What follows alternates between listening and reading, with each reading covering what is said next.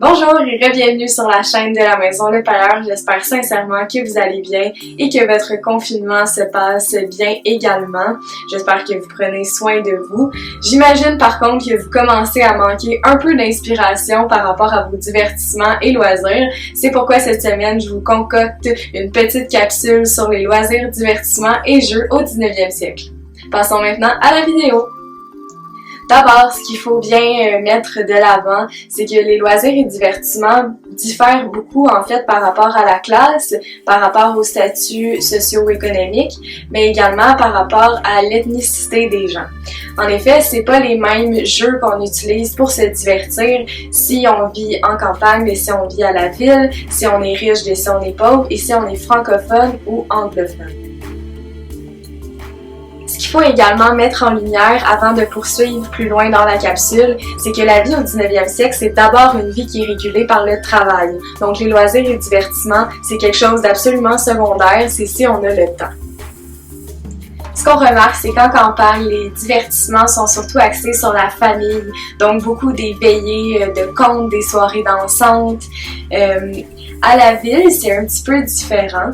Les citadins, eux, sortent davantage pour aller au cirque, voir des carnavals, des spectacles. C'est une vie un petit peu plus allumée à la ville qu'à la campagne, considérant la nature des emplois qu'occupent les gens.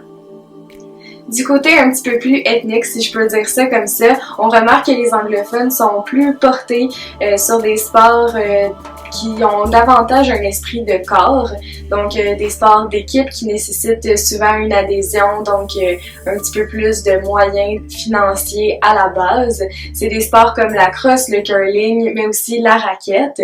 Ce qui est plus démocratisé dans l'ensemble de la population, c'est des sports comme la randonnée, mais aussi la glissade. Je passe maintenant à un autre aspect du divertissement, donc le jouet. En fait, le jouet canadien, c'est un jouet qui est majoritairement fabriqué de bois. Comme c'est une matière que l'on retrouve abondamment ici et qui est peu coûteuse, c'est la matière qu'on va privilégier pour fabriquer les jouets des enfants. À l'époque comme aujourd'hui, un jouet, ça a surtout la fonction de préparer pour l'âge adulte. Donc, la plupart des jouets vont refléter justement en miniature la société dont les enfants sont témoins. Donc, les premiers jouets, c'est surtout des chevaux de bois, des voitures également, mais aussi des meubles miniatures et des poupées.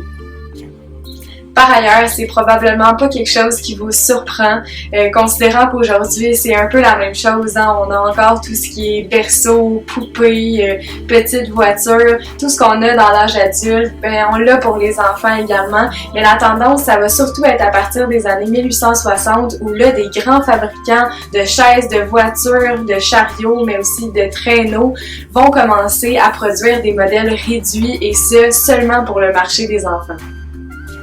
J'imagine que c'est votre cas en ce moment, vous devez consommer beaucoup de jeux de société.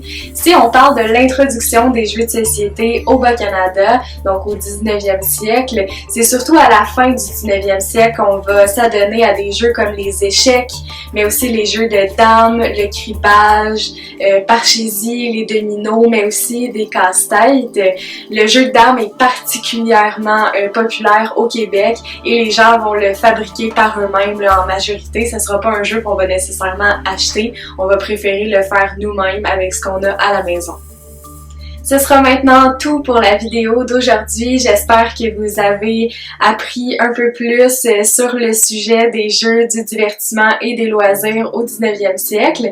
J'espère également que ça vous a donné des idées pour vous divertir en ces temps de pandémie. J'ai parlé un petit peu plus tôt du jeu de dames. Si jamais vous voulez en recréer un à la maison, laissez-nous le savoir.